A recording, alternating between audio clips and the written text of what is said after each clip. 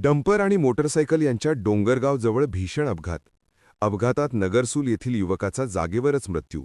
चालकासह डंपर फरार. याबाबत समजलेली माहिती अशी की भारम काढून येवल्याकडे मुरमाचा डंपर भरून निघाला असताना डोंगरगाव शिवारात नगरसूल येथील फरताळवाडी येथील दीपक बाजीराव फरताळे, वय अंदाजे 28 ते 30 वर्ष, हा युवक येवल्याकडे येत होते. पाठीमागून आलेल्या डंपरने त्याला चिरडले व त्यात त्यांचा जागीच मृत्यू झाला असून त्यांची मोटरसायकल सुमारे डंपरला अडकून 2 ते 3 किलोमीटर ओढत आणली. ती मोटरसायकल रेल्वे गेटच्या कडेला अडकल्याने निसटून पडली. या घटनेची माहिती येवला तालुका पोलिसांना समजताच येवला तालुका पोलीस स्टेशनचे PSI धिगे, पोलीस कॉन्स्टेबल सागर बनकर, पोलीस कॉन्स्टेबल परमेश्वर मुंडे तात्काळ घटनास्थळावर दाखल झाले. हा डंपर अंदरसूल येथील असल्याचे समजते.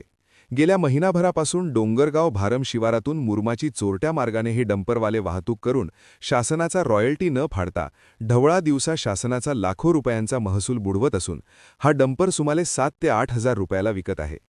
यांच्यावरती कुणाचा वचक राहिला नसून यांना कुणाचे वरदस्त आहे? एवढे करून अजून किती निष्पाप वाटसरूंचे हे जीव घेणार, असे आता नागरिक बोलू लागले आहेत. यावरती येवला प्रांत बाबासाहेब गाढवे व येवला तहसीलदार आबा महाजन या मुरुम माफियांवरती काय कारवाई करणार हे आता बघणं महत्त्वाचं आहे. News bureau report, Yeola.